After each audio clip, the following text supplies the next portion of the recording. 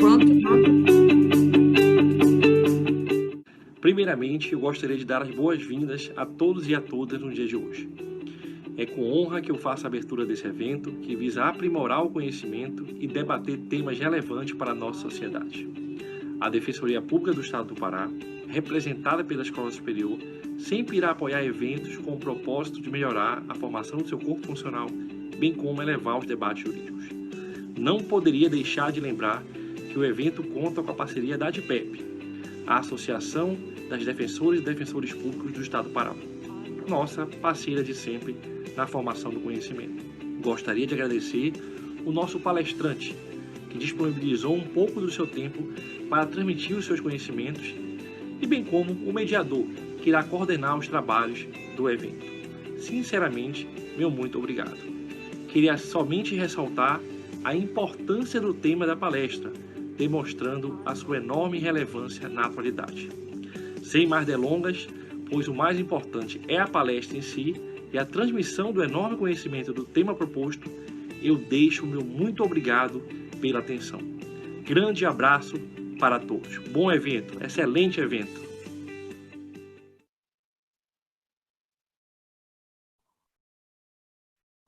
Boa tarde a todos e todas. Eu sou a Juliana Oliveira, sou defensora pública do Estado do Pará e estou aqui hoje para mediar esse evento que é realizado pelo Grupo de Trabalho Interinstitucional em Defesa das Garantias de Direitos dos Povos Quilombolas e contra o Racismo no Estado do Pará. Hoje nós teremos a segunda palestra que será realizada pelo Dr. Felipe de Moura Palha e Silva, ou como é mais conhecido, o Dr. Felipe Palha, e que irá tratar sobre o papel do Ministério Público no combate do racismo, povos indígenas e quilombolas. Dr. Felipe, o senhor terá 40 minutos para sua explanação, posteriormente nós iremos abrir para 20 minutos para questionamentos e debates, e tenho certeza que será um grande evento. Passo a palavra ao senhor. Primeiramente, eu queria agradecer o convite que recebi da Andréia, grande parceira de muitos anos, nos conhecemos em Altamira, muito tempo atrás. Queria agradecer também estar aqui com você, Juliana, parceira de muitas lutas, quando eu estava à frente do Núcleo de Direitos Humanos da Defensoria. Queria dizer que tenho muita admiração pela Defensoria Pública, pela atuação da Defensoria Pública do Pará, pela DPU também, principalmente no momento em que estamos atravessando, em que parece que uma onda dentro do Ministério Público brasileiro o está distanciando das causas, principalmente das pessoas mais vulneráveis, enquanto que a Defensoria Pública, que tem o seu papel, a sua principal demanda ao atendimento das populações vulneráveis, está se abrindo, ou seja, vivendo um momento inverso. E aí, como exemplo, eu sempre cito, não vou aqui falar o Estado para não me lindrar ninguém, eu sempre cito esse exemplo, que é enquanto na sede do MP à noite, em determinado estado brasileiro, os seguranças estavam enxotando a população de rua que lá estava tentando se recolher à noite, na sede da Defensoria Pública estavam distribuindo cobertores e sopa. Então, isso, para mim, espelha essa onda que está acontecendo, infelizmente, no MP brasileiro e que, ao contrário, vem tornando a Defensoria Pública uma instituição aberta aos reclames, principalmente das populações que mais precisam. Então, queria dizer aqui, externar à Defensoria Pública todo o meu respeito, minha admiração. Queria também mandar um abraço aqui aos colegas que estão assistindo, que pediram para a gente mandar um abraço. Quando fui estagiário do MPF em 2004, conheci, sou amigo até hoje, Paulo Rabelo pediu um abraço para você, meu amigo. Queria também externar aqui minha gratidão e meu respeito aos servidores do MPF, todos eles, a quem conheço também há bastante tempo. Fui estagiário do MPF aqui no Pará, fui servidor, todos os cargos, técnico e analista. antes de passar no concurso para procurador, e aí tenho muito respeito pelos servidores, e em nome dos servidores que trabalham comigo, sem eles a gente não conseguiria fazer nada, e a gente faz muito pouco, mas o pouco que a gente faz é muito para quem não tem nada e quem a gente consegue atingir. Queria externar aqui minha gratidão aos servidores que trabalham comigo, em nome deles, aos servidores da Defensoria Pública também. O tema que a gente vai tratar hoje é um tema bastante importante e bastante difícil de tratar na atualidade, principalmente por conta da polarização que se formou no nosso país e no mundo. Então, eu queria fazer uma abordagem diferente sobre racismo e povos indígenas e quilombolas. Então, eu queria fazer uma abordagem um pouco diferente, queria pedir permissão ao Juliano para fazer essa abordagem diferente, para que a gente possa enxergar que o racismo está muito além de preferências, o racismo está muito além do que eu acho. O racismo, a gente está dentro de uma grande piscina racista e todo mundo se afogando nela. A gente precisa perceber que o racismo está muito além do que acontece hoje, do que acontece no meu ciclo e do que eu penso, eu acho, ou seja, é um conceito muito além da moral. Então, eu queria fazer uma abordagem diferenciada sobre isso para sair dessa dicotomia maluca que a gente está vivendo hoje, do eu concordo e eu discordo. Então, eu trouxe aqui um slide para a gente trabalhar e vou iniciar aqui a apresentação.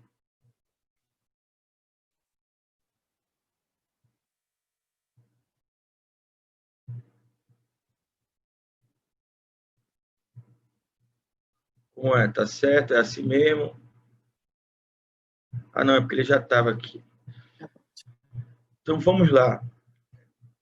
O que a gente vai tratar aqui? O que foi pedido era para falar do papel do MPF no combate ao racismo e ao racismo específico que agride, que ofende diariamente os povos indígenas e quilombolas.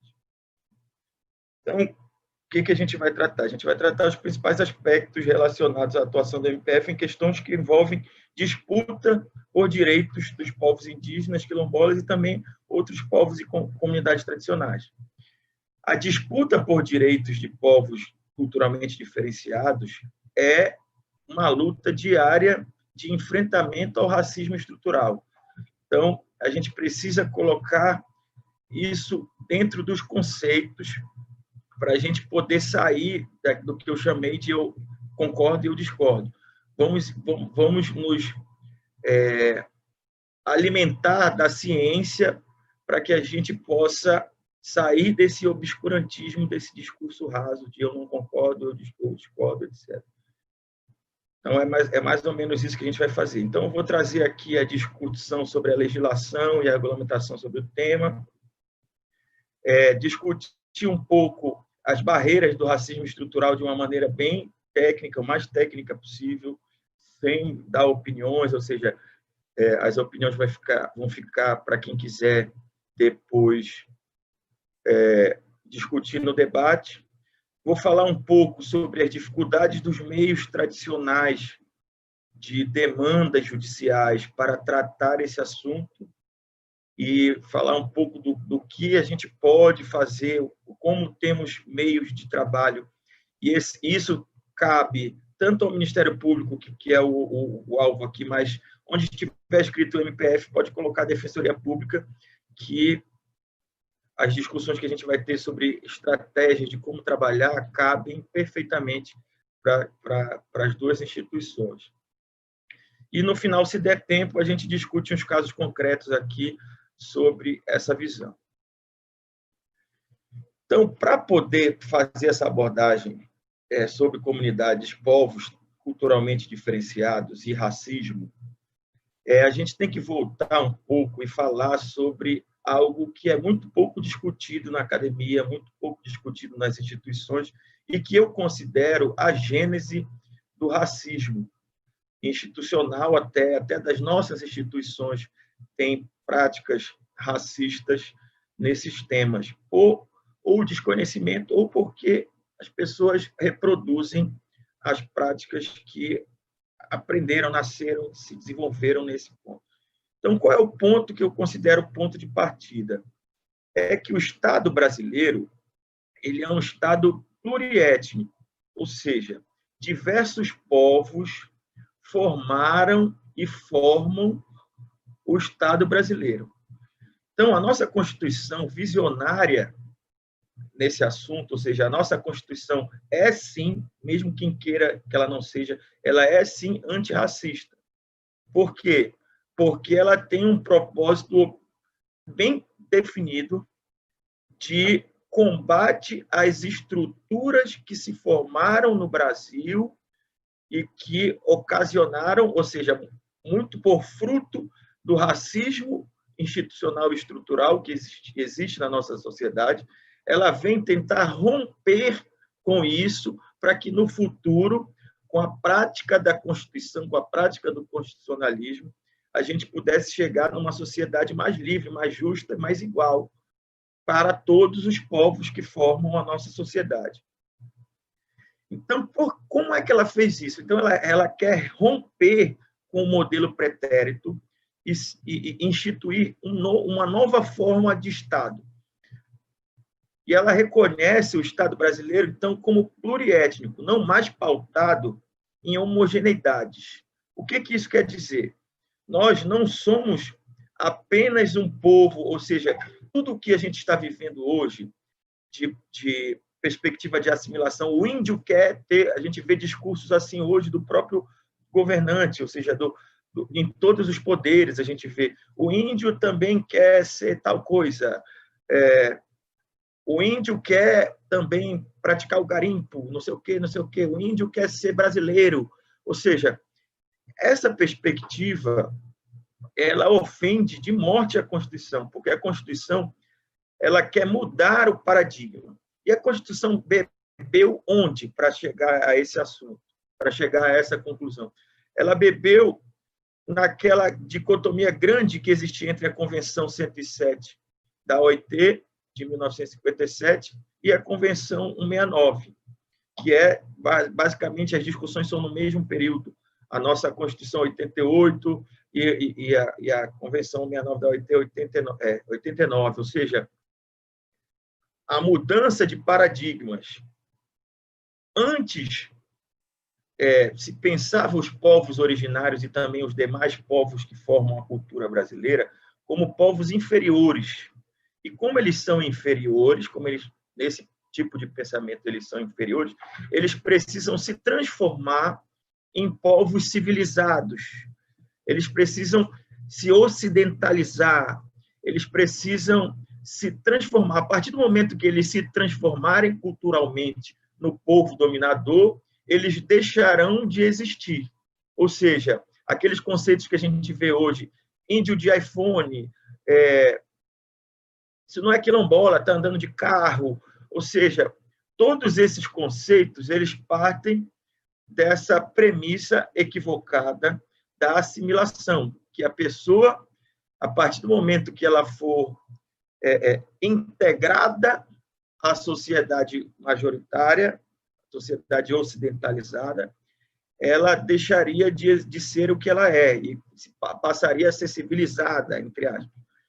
Então, esse pensamento, infelizmente, ganhou muita força nos últimos anos e nós estamos vendo campanhas institucionais por um pensamento ultrapassado. E aí é por isso que eu peço licença para a gente falar de uma coisa que parece chata, é muito teórico, mas a gente precisa falar sobre isso. Por quê? Porque a gente está vivendo um momento em que parece que a maioria ocasional política pode alterar as bases científicas de tudo. E aí, o que eu acredito, a era da pós-modernidade, o que eu acho, da pós-verdade, o que eu acho, o que eu acredito, eu posso mudar a Constituição e, a partir de hoje, tudo vai ser diferente porque eu cheguei ao poder, o meu grupo político chegou ao poder, etc. Eu posso mudar tudo. Então, por que a gente precisa desse respaldo teórico? Porque a própria ciência ela não permite mais esse tipo de pensamento. A ciência evoluiu e demonstrou que esse tipo de pensamento era um pensamento não científico. É por isso que a gente vê, junto com esse discurso racista, com esse discurso integracionista, com esse discurso assimilacionista, a gente vê um discurso anti-ciência. Por quê? Porque a ciência já demonstrou que esse tipo de coisa é atécnica, é anticientífica. Então, por isso que tem que vir junto com o discurso racista, com o discurso negacionista da verdade, com o discurso, com a era da pós-verdade, tem que vir o ataque à ciência. Porque quando a gente vai beber na ciência, na teoria, a gente vai ver que isso tudo não tem mais valor, isso tudo se perdeu, isso ainda está na era da modernidade, isso foi suplantado pelos pensadores da pós-modernidade. Então, eu vou falar bem rápido disso, porque isso nos dá segurança a dizer que, ainda que um grupo político hegemônico que chegue ao poder em qualquer país e queira mudar a Constituição, ou a nossa Constituição, rasgar a nossa Constituição de 88, ele estará indo contrário, ele estará agindo contrariamente à própria ciência. Ou seja, não tem espaço na ciência da pós-modernidade esse tipo de coisa. Então, o que se pensava na modernidade e que se suplantou na pós-modernidade? Se pensava modernidade medieval. Por que se diz que a gente está voltando o pensamento à era medieval da cosmologia medieval, do teologismo, aquela coisa de... Está muito em voga hoje dizer que é porque Deus quis, não pode ter educação sexual nas escolas porque Deus não permite, é imoral. Ou seja, aquela discussão que se teve sobre o aborto da menina estuprada. Ou seja, a gente vê que a gente está utilizando raciocínios da modernidade, em que ciência e moral estavam abraçadas e religião, ou seja, um raciocínio ultrapassado para a ciência, para as ciências sociais da pós-modernidade. E aí, no direito, o que esse raciocínio dizia? No direito, ele era a era do positivismo jurídico, da dogmática, onde o legislador se achava onipresente, que ele achava que ele poderia dizer e catalogar todos os fenômenos da sociedade e dizer, cara crachá, se acontecer isso, vai acontecer aquilo e a pena é aquilo. Ou seja, a gente tinha aqueles grandes códigos, Código Civil de Napoleão, aquelas coisas absurdas, código de mais de 2.000 artigos. Por quê? Porque se acreditava que era possível o legislador onipresente, onipotente, o cara, o dono do poder, ele poderia e deveria regrar todos os fatos sociais. E isso entra muito na atualidade. Hoje, a gente critica o que a gente chama, na verdade, se critica muito o que se chama de um ativismo judicial, etc. Ou seja, a própria crítica também está bebendo num pensamento teoricamente ultrapassado, que acha que o legislador tem que dizer o que tem que ser feito, que o presidente pode legislar por medida provisória porque o poder está nele. Ou seja, muito se bebe de um pensamento ultrapassado hoje para defender suas opiniões morais, suas opiniões políticas. E a ideia de Estado, nação, comunidade e indivisibilidade, nacionalismo, esse tipo de coisa que não cabe na pós-modernidade da era da globalização, onde as pessoas transitam. Isso não cabe, isso é um pensamento ultrapassado. E por que é ultrapassado? E aí eu vou só citar bem rápido aqui alguns pensadores que criticaram esse pensamento. Por exemplo, Nietzsche criticou esse conhecimento que é caracterizado por colocar tudo na sua caixa, por comparar as coisas. A gente categorizava. A ciência só pode ser ciência se você categorizar. Isso aqui é da categoria XYZ, ou seja, ele criticou isso. Por quê? Porque esse pensamento ignora as diferenças. e não teria o papel da verdade. E Foucault falou a mesma coisa, a colonização da diferença.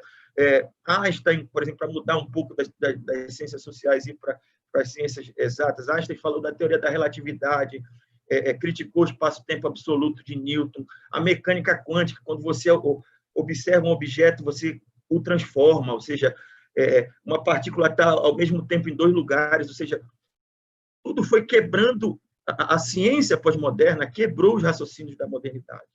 Então, precisava-se de uma nova ciência em todas as áreas. E no direito, o que isso significou? No direito, isso significou uma aplicação diferenciada do direito. A hermenêutica jurídica de sentido surgiu aí, e se tornou obsoleta essa ideia de Estado-nação.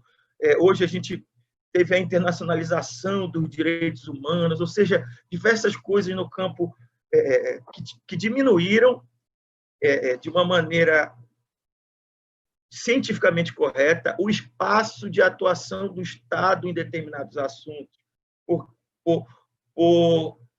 conta dessa não homogeneização do pensamento e dos povos. Então, feito essa introdução, que ela é importante, ou seja, ainda que eu faça uma nova Constituição de notáveis, como se fala hoje, que eu rasgue tudo que está feito, isso será regredir a algo que a ciência não defende mais. A ciência evoluiu em todas as áreas do pensamento. Então, nós teríamos uma Constituição, leis inconstitucionais, nós teríamos leis muito mais do que inconvencionais, nós teríamos leis acientíficas. Nós teríamos uma Constituição que ofende de morte a própria ciência. Então, feito essa introdução, porque ela é importante para a gente discutir isso na atualidade, porque não são opiniões políticas, grupos políticos não podem mudar o pensamento científico, a não ser que haja uma evolução da própria ciência, e aí o método científico é o único método aceito para isso. Então, eu volto, então, para a nossa Constituição, que ela é visionária nesse ponto, e a gente não pode perdê-la. Eu acho que a gente está no momento de defender a nossa Constituição aos ataques que ela vem sofrendo na atualidade. Então, a Constituição brasileira, ela recobra o espaço ontológico do outro, do diferente. Ela diz: o nosso Estado, ele não é um Estado formado pela opinião ocidentalizada do colonizador. O nosso país, ele foi formado por diversos povos, e todos os povos têm a mesma hierarquia, ou seja, todos os povos são iguais, todos os pensamentos têm que ser valorizados da mesma forma, todos os pensamentos são conhecimento, todos os conhecimentos devem ser valorizados. E aí a gente sempre puxa essa frase famosa do sociólogo português Boaventura de Sousa Santos, que diz que é o direito de ser igual quando a desigualdade inferioriza, mas há o direito de ser diferente quando a igualdade descaracteriza.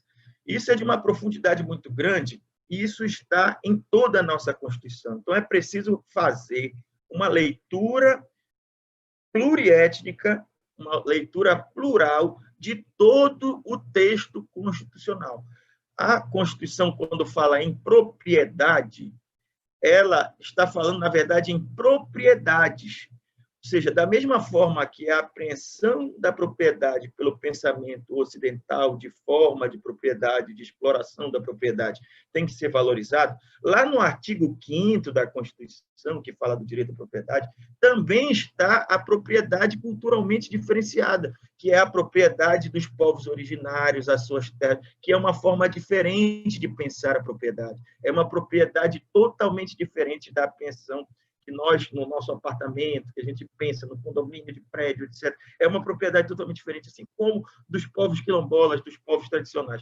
Ou seja, em todos os artigos da Constituição, a gente tem que fazer leituras conceituais de todos os povos que formam a cultura brasileira. Ou seja, não está apenas no artigo 231, no artigo 215 da Constituição.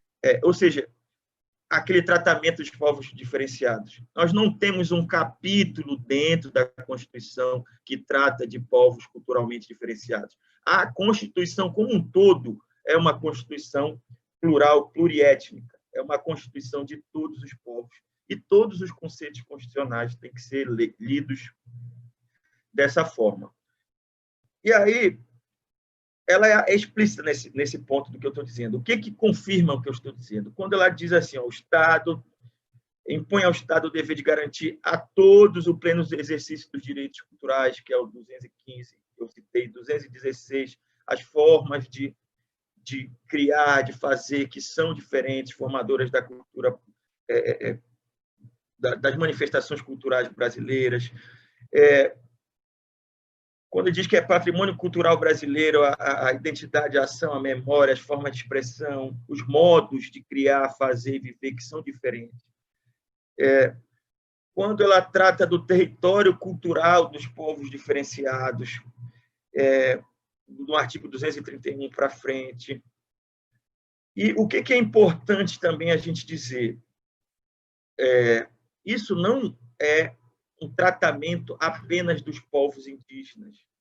Todos os povos formadores da cultura brasileira, povos culturalmente diferenciados, povos quilombolas, ciganos, ribeirinhos, cortadora de babaçu, etc, etc, etc, etc. Todos os povos culturalmente diferenciados têm que ter o mesmo protagonismo, ou seja, a Constituição ela é de todos. Todos os artigos da Constituição são de todos os povos formadores da cultura brasileira.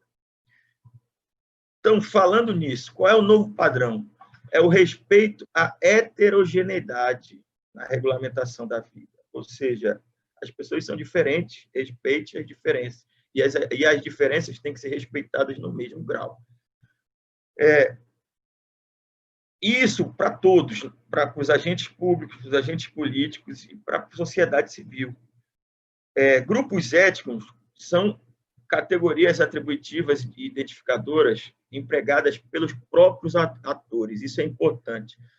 Muito se critica sobre a autodefinição, etc. A gente vê, às vezes, decisões judiciais dizendo que determinado povo não é indígena. Ou a gente vê, exemplo de Barcarena, um exemplo clássico aqui no Pará. Não existe povos quilombolas em Barcarena.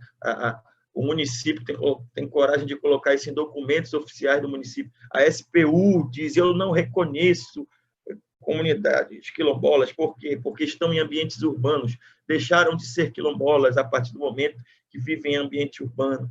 Ou seja, esse novo padrão que foi inaugurado com a Constituição, mas que ele bebe na nova ciência, ele,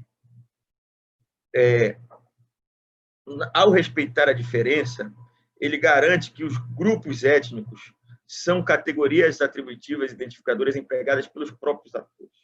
Isso é importantíssimo de se falar.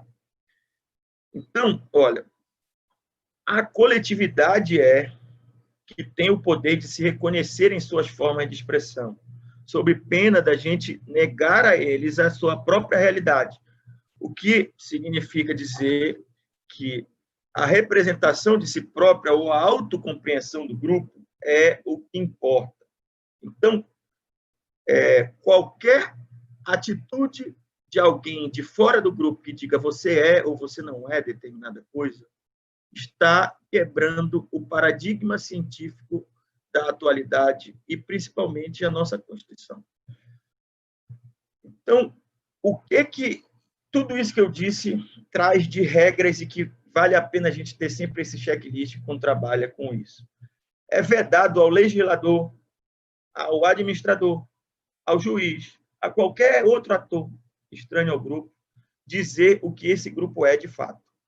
Então, quando você vir uma coisa que é bastante criticada até, que é a antropologia de instituição, eu vou fazer um laudo para dizer se aquele grupo é o que ele é. Isso é muito criticado dentro da própria antropologia.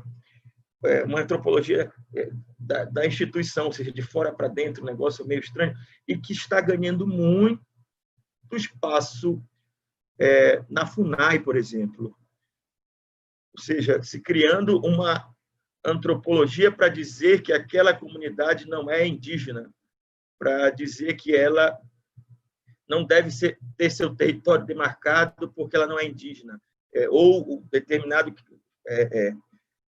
grupo quilombola não vai ter direito à terra porque ele deixou de ser quilombola a partir do momento que urbanizou a área que ele mora. Ou seja, isso é inconstitucional e contrário à ciência. Outra coisa que é corolário desses preceitos constitucionais é o banimento definitivo de expressões que estão, inclusive, em legislação anteriores à Constituição, que dizem povos aculturados, povos civilizados. Ou seja, esses conceitos eles foram banidos do nosso ordenamento jurídico pela Constituição de 88 e pela mudança científica, do paradigma científico da pós-modernidade. Noção de cultura como totalidade. Isso acabou também, isso é ultrapassado. Não existe a cultura. Qual é a cultura brasileira? É a cultura brasileira. Vamos agora andar só com a camisa da seleção brasileira, valorizar o Brasil, ser nacionalista. A cultura brasileira é a cultura. Cultura de quem é a cultura brasileira? Ou seja, a unicidade cultural é algo ultrapassado pelo paradigma da pós-modernidade. Nas relações interétnicas, as situações de contato entre grupos culturalmente diferenciados não quer dizer o abandono da sua cultura, dos seus valores. Ou seja, o paradigma é de interação, ou seja, a interação cultural ela é digna, deve ser valorizada. Ou seja, a própria cultura brasileira é resultado da interação cultural de povos que formaram a cultura brasileira. É só a gente olhar o samba, é só a gente olhar o carimbó, é só a gente olhar as comidas típicas do Pará. Isso é exemplo de interação cultural, e isso é a nossa maior riqueza. A nossa maior riqueza cultural está na interação entre os povos que formaram a nossa sociedade. E todos os povos precisam ser valorizados, todos os conhecimentos precisam ser valorizados da mesma forma. Então, o que eu diria? Eu não deixo de ser paraense papaxibé porque eu morei na França há 50 anos. Eu não deixo de ser indígena porque eu estou fazendo a Universidade Federal do Pará e morando em Belém.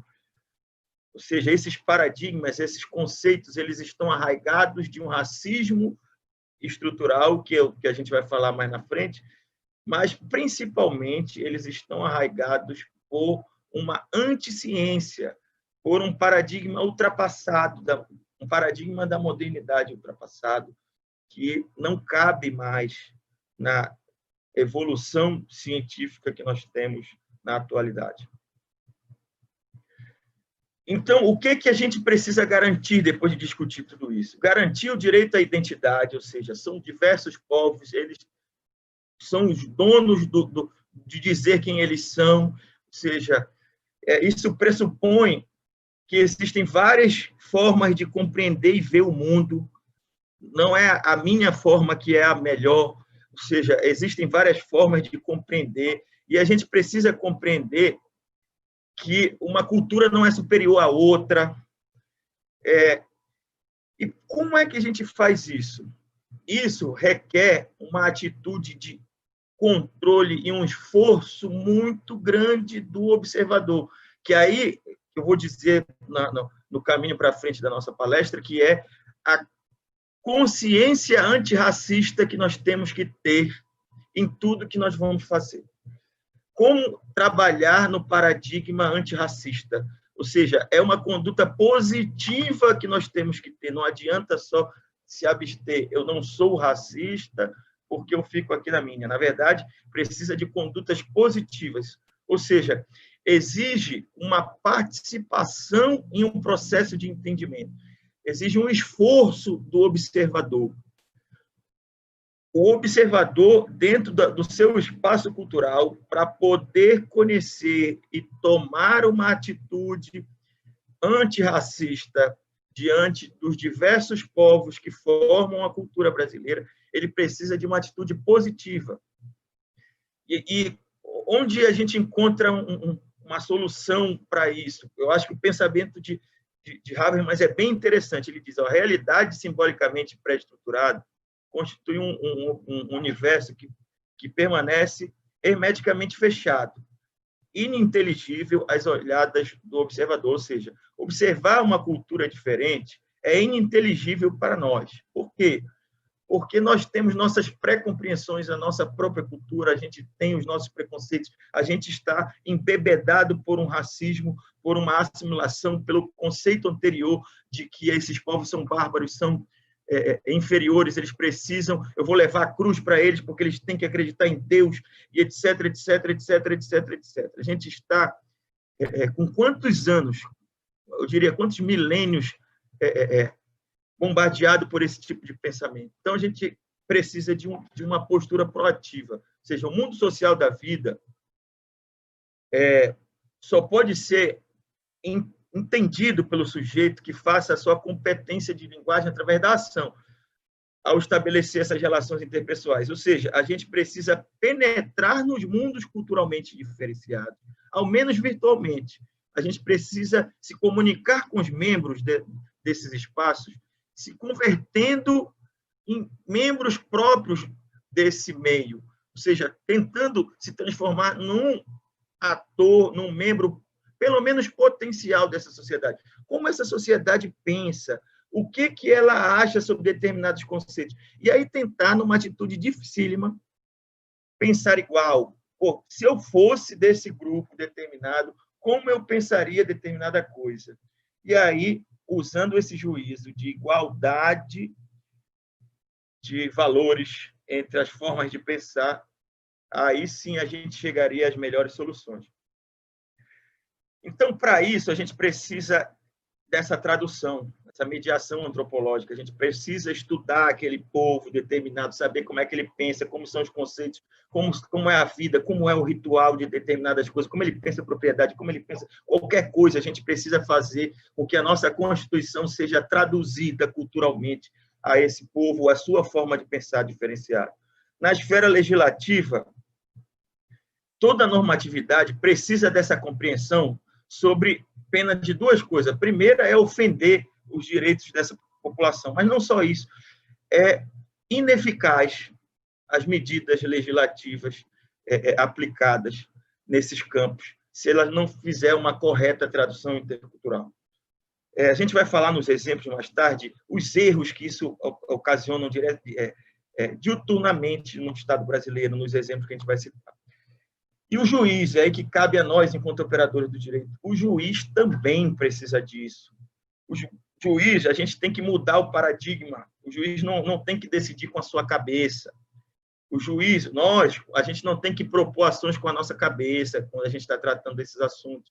Por quê? Porque muitas vezes a gente vai estar arraigado de um racismo institucional e a gente achando que está ajudando vai estar prejudicando, que é aquela história do coitadinho, vou ajudar esses coitadinhos, ou seja, a gente já se põe acima daquela comunidade, não dá autonomia para ela decidir o seu próprio futuro, para ela ser protagonista do seu destino.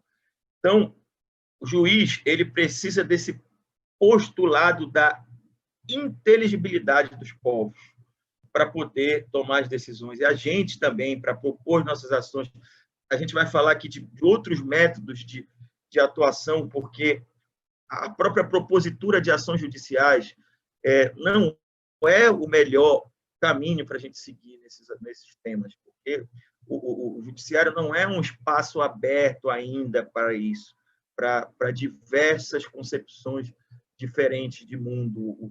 A gente ainda tem um judiciário integracionista, a gente ainda tem um judiciário homogeneizador, um judiciário ocidentalizador, o que é bastante ruim nesses temas. A gente precisa valorizar a forma de decidir das próprias comunidades. Isso são temas que a gente já discute há algum tempo e que ainda não ressoam muito bem e que hoje estão vivendo um retrocesso. Então, resumindo tudo isso, a gente precisa romper, porque a Constituição manda, porque o paradigma da pós-modernidade manda. A gente precisa romper com a visão etnocêntrica. e a gente precisa de uma relação, de fato, dialógica com todos os grupos nacionais. E aí, feita essa abordagem da legislação e da teoria, a gente entra no que a gente chamou aqui das cruéis barreiras do racismo estrutural. Eu peguei esse conceito aqui do próprio Wikipedia mesmo, para a gente só raciocinar em cima deles. Olha, o que é racismo estrutural? É a formalização de um conjunto de práticas institucionais, históricas, culturais e interpessoais dentro de uma sociedade que frequentemente coloca um grupo social ou étnico em uma posição, aqui está melhor, mas é errado, menor, para ter sucesso, e, ao mesmo tempo, prejudica outros grupos, coloca um grupo em uma posição melhor e, ao mesmo tempo, prejudica outros grupos de modo consciente e constante, causando disparidade, que se desenvolvem entre os grupos ao longo de um período de tempo. Ou seja, tudo isso que a gente discutiu, que é os paradigmas anteriores, não adianta a gente apenas legislar, fazer uma nova Constituição que pretenda romper com paradigmas ultrapassados, integracionistas, se a gente não entender por que esses paradigmas foram formados. Esses paradigmas foram formados desde o que se chamou de descobrimento, que a gente pode dizer que foi invasão, porque já existiam povos aqui na chegada do colonizador. Ou seja, a visão integracionista de conquista é uma visão que tenta privilegiar um grupo étnico em detrimento de outros. Ou seja, existiam milhões de pessoas aqui quando se chegou um grupo étnico que tentou subjugar os outros.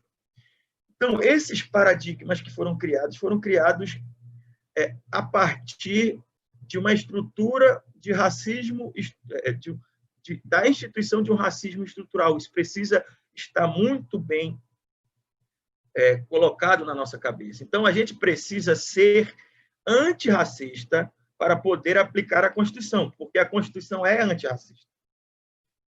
Então, o que eu diria? A gente precisa, primeiro, acabar com aquele raciocínio eu e você. Olha, por que tem uns memes que falam que é mimimi, etc. Por que eu vou... Como é que a galera fala? Por que eu vou dar a vaga na universidade para uma pessoa preta se ela tem mais dinheiro do que eu, etc, etc, etc. Ou a gente tinha que focar nas desigualdades sociais, porque as desigualdades sociais, ou seja, a pobreza que é o importante e não o racismo em si. Isso são pensamentos que esquecem por que as desigualdades sociais se formaram no nosso país. O que aconteceu desde a invasão, ou o que se chama de descobrimento?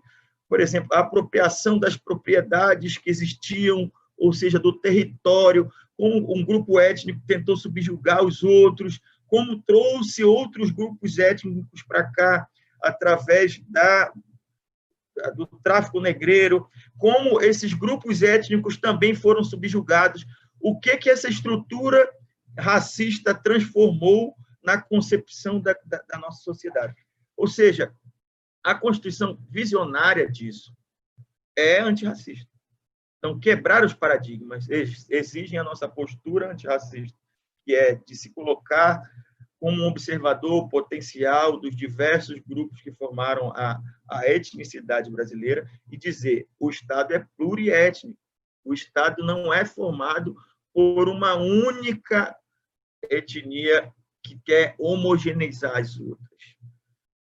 Então, o que eu diria, para a gente poder aplicar a Constituição, o nosso maior desafio é vencer o racismo estrutural. Então, completando com uma frase mais firme ainda, a Constituição é antirracista. Para ser constitucional, as medidas do Estado e da sociedade brasileira precisam ser antirracistas. E aí entra o que eu chamaria de como é que a gente vai atuar com uma visão antirracista. Como atuar utilizando nossos instrumentos do Ministério Público e da Defensoria Pública nessa visão antirracista. Primeiro, a gente precisa perceber que os nossos métodos tradicionais de atuação, entrar com ação judicial, o processo civil clássico, ele está embebecido de uma visão do paradigma anterior, do positivismo, aquela visão que já foi suplantada pela ciência, ou seja, o nosso processo civil clássico está nessa visão racista de que o ocidentalismo é mais importante, de que os outros povos que formam a cultura não têm importância, precisam ser integrados, etc, etc, etc. Então, a primeira coisa que a gente precisa perceber é que o processo civil clássico não cabe aqui. E aí, todas as vezes que a gente pegar uma demanda de uma população tradicional e meter na justiça de qualquer jeito, a gente vai ter uma grande probabilidade de tomar uma marretada, de pegar decisão contrária. Isso que vão no paradigma anterior de dizer você não é índio, você não tem direito, porque você é assim, ou seja, a gente tem que ter essa consciência. E aí, o que a gente chamou de movimento de acesso à justiça, e que a Defensoria Pública está muito bem nisso, que eu falo de uma visão negocial participativa, etc., de soluções extrajudiciais e tal, isso se aplica melhor. Não é perfeito. Por quê? Porque a gente vai ter um espaço de racismo também aí. A gente vai ter um espaço em que a gente vai dizer eu estou fazendo o melhor para você e você não aceita. Eu estou fazendo um abrigo, por exemplo, do usuário. Esse abrigo está perfeito, eu te dou tudo e você vai embora. Ou seja, eu sou o bonzinho e você é o mal. A gente tem que se policiar diuturnamente na aplicação dos meios de composição extrajudicial para que a gente não reforce o racismo institucional, para que a gente não aplique, ou seja, a gente tem que ter uma visão antirracista, inclusive na aplicação dos nossos instrumentos de negociação, de recomendação, de TAC, etc., de negociação, de colocar todo mundo na mesa. A gente tem que saber que há uma desigualdade grande quando a gente coloca uma grande empresa com uma comunidade quilombola. Não é um pé de igualdade numa negociação. Qual é a nossa função nisso? A Constituição é clara quando ela diz que a gente precisa defender os povos etnicamente diferenciados. A gente precisa defender, não é...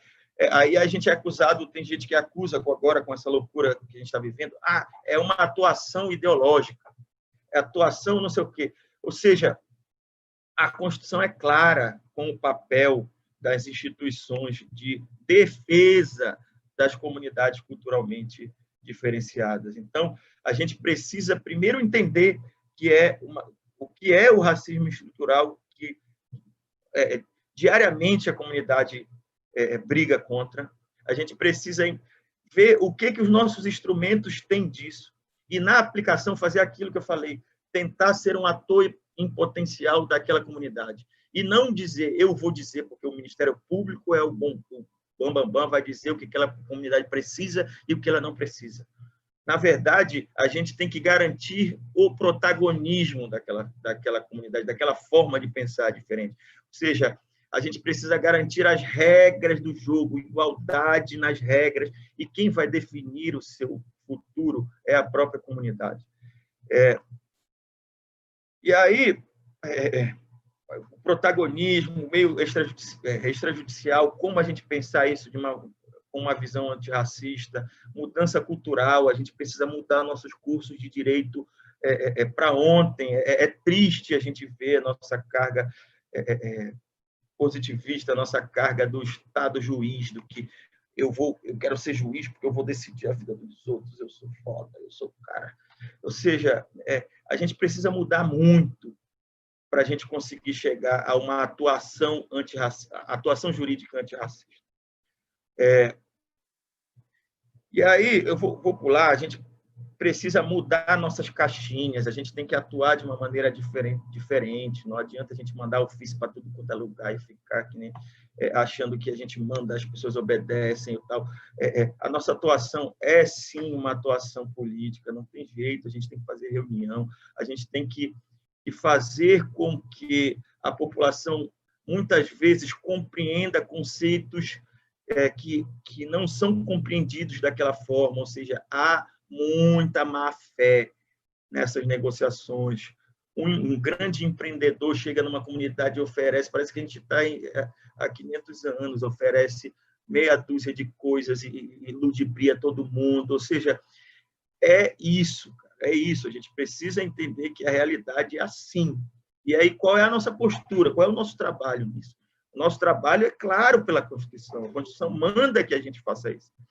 E aí, a realização de reuniões, isso, a gente precisa estar com isso muito bem claro na nossa cabeça, de que os nossos próprios instrumentos de atuação são muito racistas. Eles são muito eurocêntricos. E a gente precisa dar protagonismo às próprias formas diferentes de decidir, de analisar e garantir a voz dos povos na decisão do seu próprio destino. E aí, eu gostaria de falar aqui também um pouco da nossa como a gente se preparar para isso, porque parece muito abstrato, né? A gente precisa ser seletivo. É impossível a gente trabalhar em tudo, todas as guerras, é impossível, a gente não consegue. E aí a gente precisa sistematizar no início do ano, chegar, olha, quais são as causas mais importantes, como eu acho que eu devo trabalhar. Planejamento institucional é imprescindível. A gente é muito ruim na divisão da nossa força de trabalho. Eu não conheço muito bem a divisão da defensoria, mas, por exemplo, no MPF a gente tem 10 pessoas no combate à corrupção, crime, etc., e 2, 3 pessoas na tutela coletiva, ou seja, uma divisão de trabalho totalmente desigual, que também é reflexo do racismo institucional. A gente precisa brigar com isso diariamente. E atuar de uma maneira diferente. A atuação repressiva, ela é condutora de uma continuidade dessas injustiças sociais. A gente precisa saber onde quebrar essas injustiças, onde a gente vai atuar de maneira seletiva, atuar de maneira conjunta. A gente junto é muito mais forte do que atuando separado. Às vezes a gente fica remando sozinho, não consegue nada. A gente precisa se juntar. E aí, para a gente concluir, eu vou trazer só alguns exemplos do que eu considero boas práticas para que a gente raciocine junto, e também exemplos do quanto que essa visão racista ela predomina na atuação do governo, na atuação do legislativo, na atuação, inclusive, do judiciário, do Ministério Público e de todas as instituições, porque a gente, como eu disse no início, a gente está dentro de uma piscina racista, a gente está afogado nela, a gente não consegue se libertar sem uma atitude proativa. E aí eu trouxe aqui 4 casos para a gente discutir, que são bastante interessantes. O primeiro é o seguinte: existia um projeto chamado MPF na comunidade.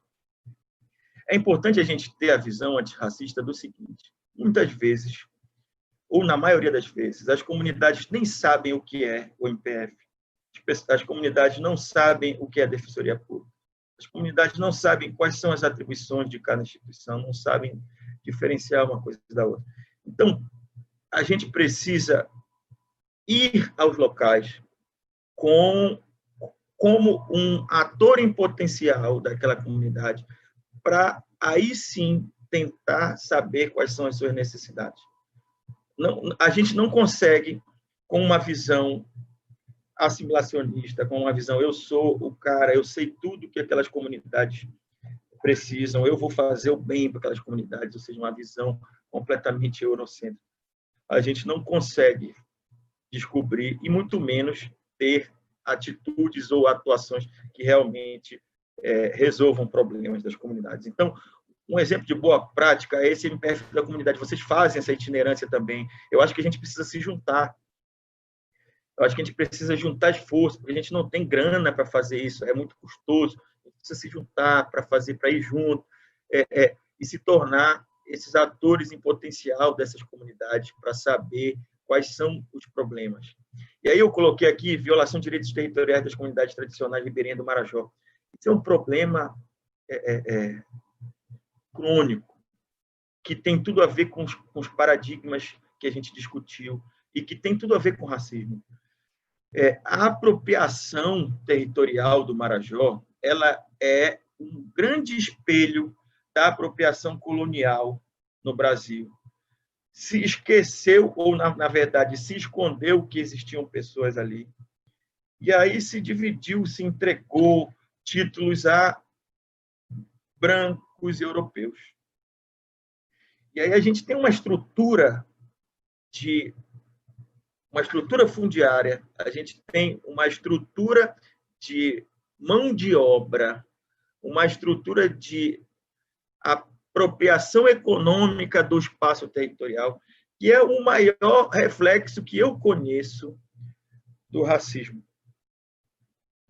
E os conflitos são milhares.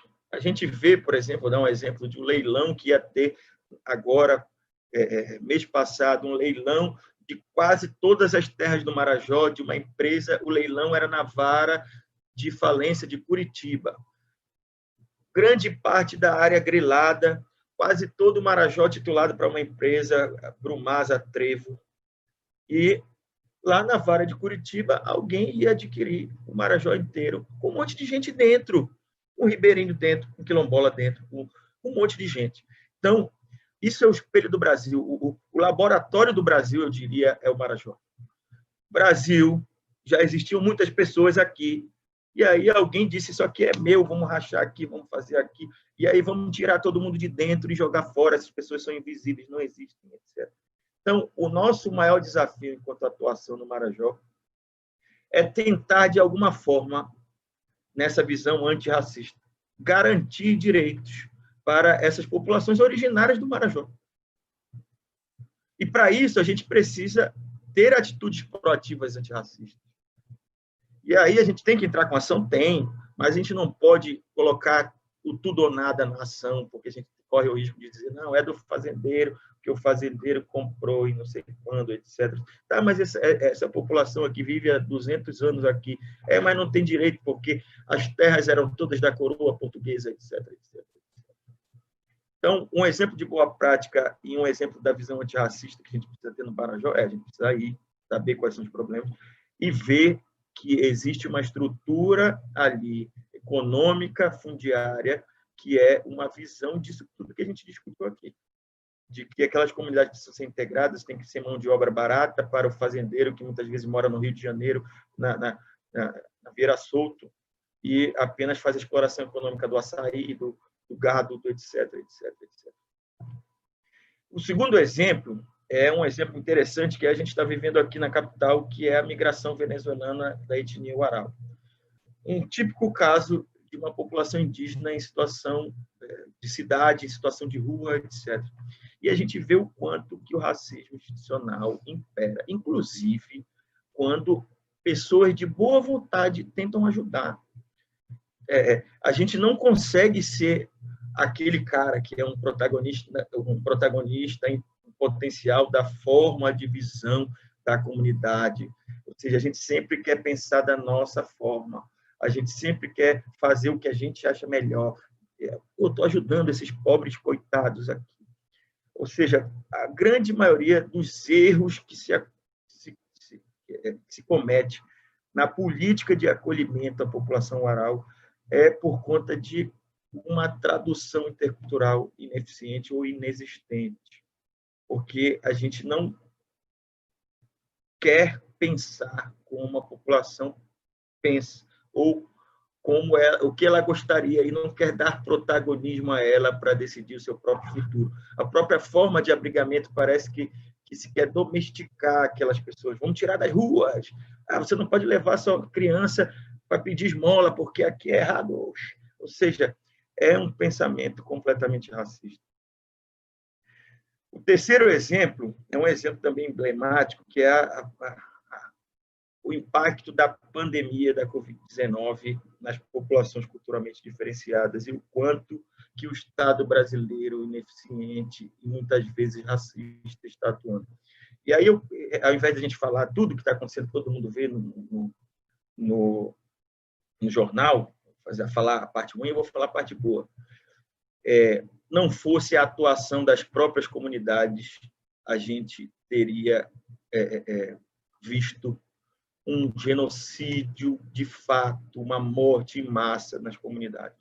Quem tomou as atitudes e defender o seu próprio protagonismo, inclusive entrando com ação no Supremo. Eu achei isso perfeito. Se o MPF não entra, se fulano não entra, se a instituição, se o Estado não entra, o protagonismo é da própria comunidade. Foi lá, entrou, inclusive, no Supremo, fizeram barreiras sanitárias, tanto as comunidades indígenas quanto as comunidades quilombolas. Ou seja, eles fizeram e aconteceram e protegeram, e estão fazendo, na verdade, o seu destino. E aí, o que cabe a nós? A fortalecer isso, cara. Aumentou o desmatamento, aumentou a invasão de garimpeiros, aumentou as empresas estão passando a boiada mesmo, cara. A gente está vendo a galera entrar, todo dia a gente recebe pedido de socorro, a ETEPA está entrando nos territórios quilombolas sem realizar consulta, ou seja, estão aproveitando que a gente não está atuando presencialmente para fazer o que acontecer nas comunidades. E o último exemplo que eu queria trazer, que demonstra isso também, é uma coisa que eu acho muito interessante, que é uma ideia das próprias comunidades e uma reivindicação delas mesmas, que fizeram uma ocupação no INCRA há 2 ou 3 anos atrás, e instituíram o que chamaram de Mesa Quilombola. Uma das coisas que é o reflexo mais transparente do racismo institucional é a via crucis para se reconhecer e demarcar um território quilombola no Brasil. Eu, em toda a minha vida no MPF, só vi um. E todo ano diminui a quantidade de recursos, todo ano é uma via crucis. É um negócio que está estampado na nossa cara. Isso não vai funcionar porque eu não quero. O Estado brasileiro não quero reconhecer territórios quilombolas. E como resistir a isso? A comunidade é protagonista do seu destino. As comunidades instituíram esse projeto. Esse projeto está sendo muito atacado hoje, no momento, mas ele é perfeito. A gente pode fazer isso dentro do MPF, a gente pode fazer isso dentro da Defensoria Pública, que é chamar as instituições periodicamente. E aí, o que você está fazendo? Por que você não está fazendo isso? E acionar o judiciário, sim, de maneira pontual. Olha, vai fazer a desintrusão tal, vamos entrar contra a propriedade irregular que está dentro da área quilombola X, etc., ou a empresa que não fez consulta, vamos impugnar o licenciamento ambiental. Mas este foro de negociação, esse foro de protagonismo das comunidades é imprescindível e a gente precisa fortalecer. Então, resumindo, eu acho que eu até passei do tempo, não estava controlando, a gente precisa urgentemente de uma atuação antirracista em todas as vertentes do Ministério Público e da Defensoria Pública. Eu tentei dar esta visão na área de comunidades indígenas, quilombolas e povos tradicionais. Obrigado, estamos à disposição. Dr. Felipe Palha, inicialmente, agradecer as suas falas. Recebi várias mensagens aqui elogiando a dinâmica da sua apresentação. E, de fato, passou um pouquinho, mas eu fiz aquele raciocínio da lógica da regra de interrupção. Você entende alguma coisa sobre o assunto? Sim, entendo. Você tem algo melhor a dizer? Não, não tenho. Então, eu preferi não interrompê-lo. Acredito que vários pontos da sua fala, eles tensionam e trazem um debate relevantíssimo para essa questão do racismo ambiental, do racismo étnico. Eu tenho uma compreensão de que a luta das minorias, elas sempre perpassam por 4 fases, que inicia pela negação de direito, a minoria não tem direito algum. Você vai para uma segunda fase, que é uma fase de tolerância, em que começa-se a reconhecer a existência de alguma tolerância àquele direito, porém ainda não se valida ele juridicamente, ou seja, começa a se compreender a existência de um certo racismo, mas ainda se tolera muito fortemente a ocorrência desses atos.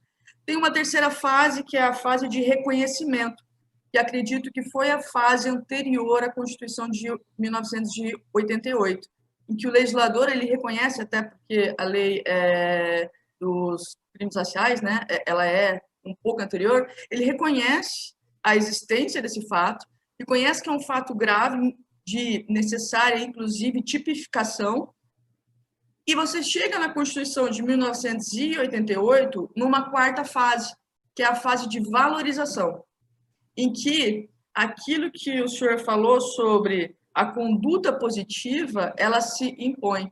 Não é mais simplesmente reconhecer a existência do racismo, mas sim a necessidade de ser antirracista. Infelizmente, no momento político de agora, de 2020, né, em que achamos que teríamos evoluído muito a nossa democracia, ele se apresenta como de retorno à fase inicial, em que a gente passa a ter novamente a negação da existência do racismo. Como eu digo, como eu sou de algumas minorias, né, e eu tenho o meu espaço de fala dentro delas, eu costumo dizer que nós já sabemos o caminho e nós vamos refazê-lo porque ninguém vai nos derrubar. Vão continuar negando? Então, nós vamos chegar novamente ao reconhecimento e novamente à valorização. Tiveram alguns comentários aqui que eu gostaria de dizer. O Paulo Rabelo, ele falou sobre essa fase obscurantista na atualidade em relação às acusações contra os indígenas de serem incendiários da Amazônia. Isso é um ponto importantíssimo, juntamente com o Leonardo Fontoura. De fato, o litígio agora é pelo discurso, né? Qual discurso vai vencer? A doutora Aline de Barcarena também se fez aqui presente. A doutora Aline é uma grande parceira nossa, foi uma grande parceira, inclusive, na questão dos waraus, numa das vezes em que sumiram com alguns araus, acho que o senhor se recorda disso quando a gente trabalhou. A doutora Andréa Barreto destacou a questão do racismo estrutural, que é o nosso maior desafio na luta antirracista, e que nós, brancos e com privilégios, precisamos entrar nessa frente, dentro de casa e nas instituições. Nós tivemos aqui o Robson Bob, que fez o seu Fora Bolsonaro, que não haveria como não ter, né? E dentre outros. Doutor Felipe, eu gostaria de aumentar essa sua fala com um questionamento, na verdade. Eu anotei vários pontos aqui que foram levantados, mas dado tempo, eu vou tentar focar numa das coisas que eu reputo como mais importante dentro desse ponto.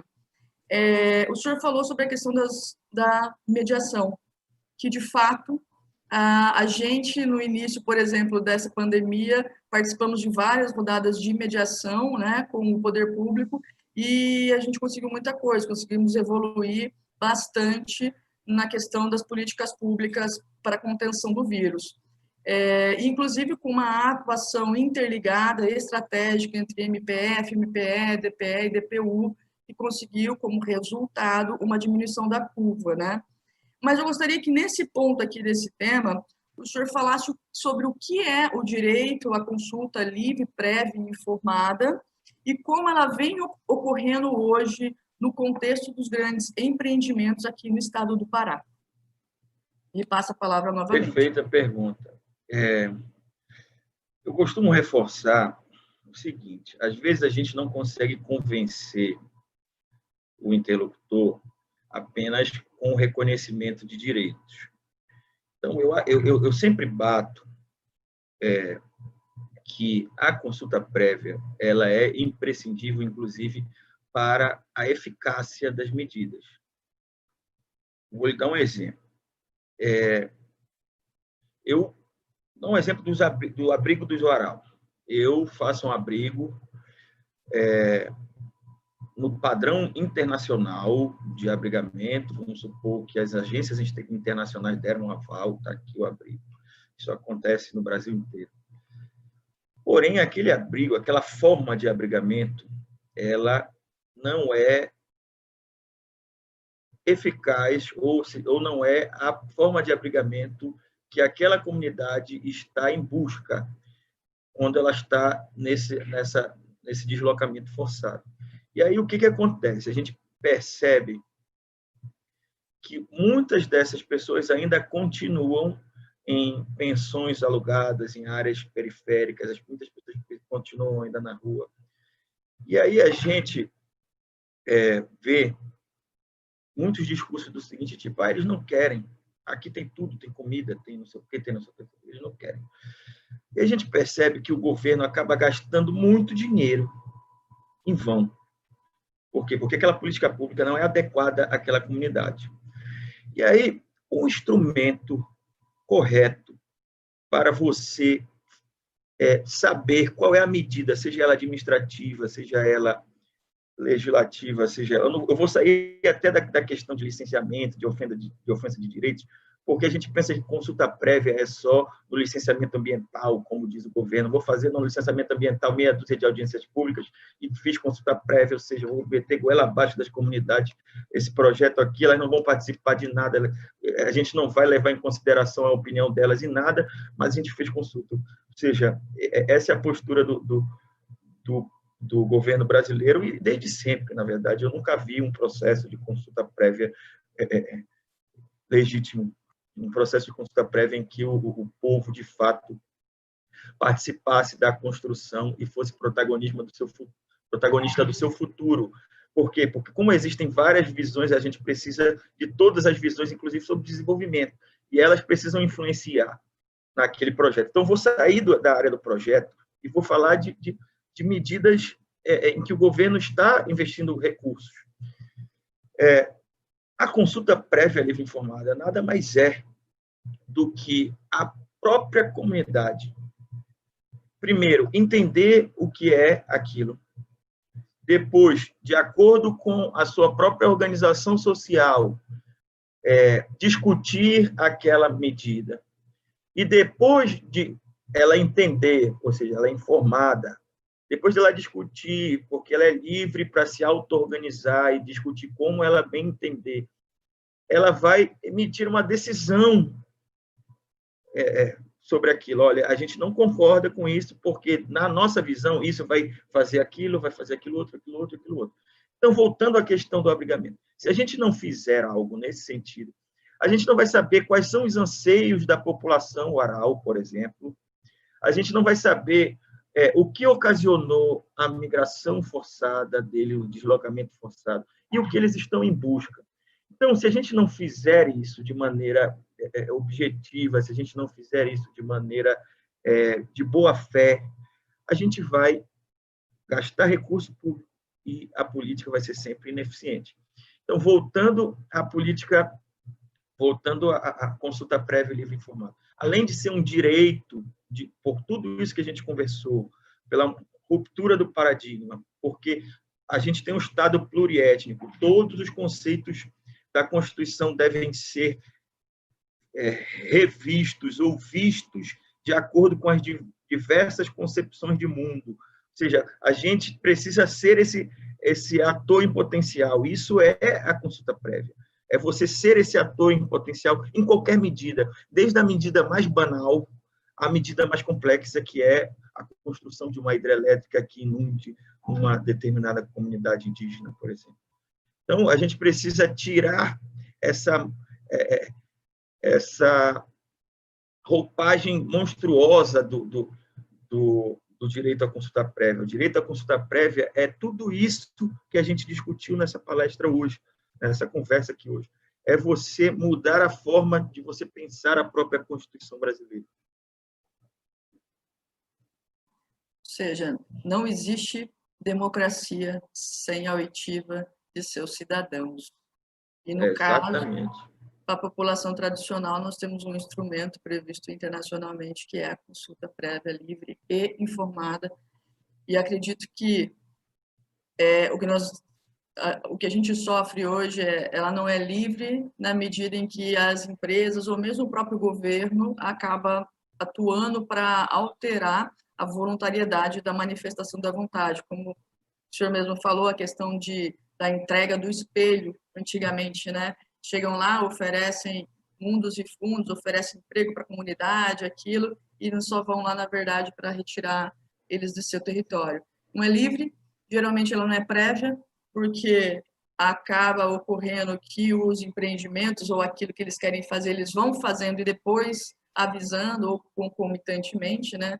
Como, por exemplo, que foi citado lá dos varaus, né? A escolha de onde eles ficariam. Isso tudo já foi praticamente imposto, né? Eu participei também dessas negociações, então conheço elas. E muito menos informada. Eu acho que o grande ponto que foi levantado, inclusive por Vossa Excelência, está na questão do acesso à informação.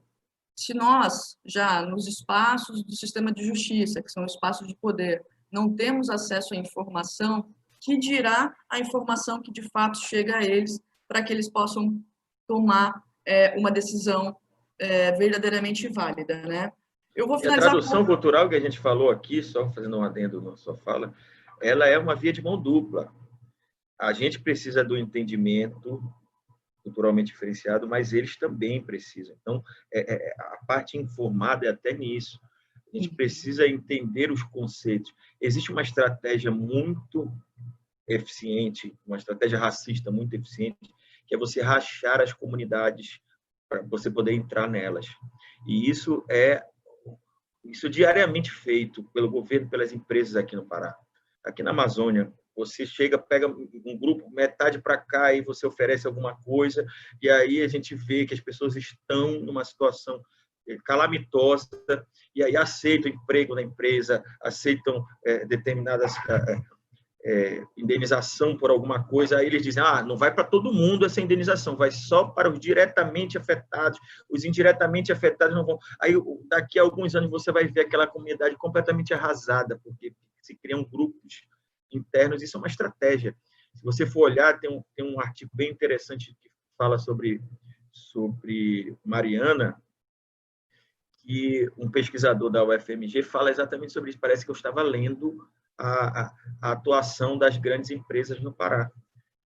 Ou seja, isso deve ser, inclusive, ensinado, eu acho. Isso deve ser ensinado, como fazer. E a gente precisa da atuação positiva contrária a isso. Esse é o nosso trabalho.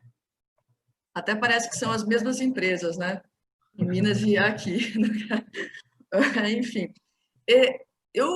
Assim, a gente já venceu o tempo, se me brigarem aqui, que briguem, porque eu vou fazer mais uma pergunta que acho que está muito rico esse debate aqui. O que o senhor visualiza hoje? Quais são as maiores ameaças nesse momento para a população indígena e para a população quilombola? E se tem como dizer alguma estratégia que o senhor reputa como de fato eficaz? Eu acho que até já teve uma resposta em cima na questão da autoproteção, né? Mas, além dessa autoproteção, se haveria outra estratégia de enfrentamento a essas ameaças? Nós estamos vivendo um momento tão delicado que as próprias instituições que foram concebidas pela Constituição para a defesa dos povos estão fazendo ataques aos povos. Então, a gente vê ataques feitos aos povos indígenas pela própria FUNAI, ou seja, atitudes racistas feitas pela FUNAI contra os povos indígenas, pela Fundação Palmares, etc., etc. Então, eu diria que nós estamos vivendo num momento de racismo institucional puro, na sua mais cruel concepção. E aí, as estratégias que estão sendo realizadas pelas próprias comunidades, a gente tem que aprender com elas. Na verdade, a gente tem que sair da nossa postura de que a gente é melhor, e a gente tem que aprender com o conhecimento de quem está resistindo há 519 anos. Ou seja, a gente precisa, 520 anos, né? A gente precisa ver que a atitude antirracista, a resistência passa pelo reconhecimento de que aquela pessoa existe, de que ela está ali, ou seja, e da atuação política dela. Você vê hoje que a resistência dos povos indígenas, vou dar um exemplo muito emblemático do que eu quero dizer. Os Kayapó ocuparam a BR-163 faz algumas semanas, não sei se vocês acompanharam. E aí eles ocuparam, disseram, olha, vocês estão fazendo isso, aquilo com a gente, e eu quero conversar. E aí eu só vou sair daqui quando vier alguém conversar comigo.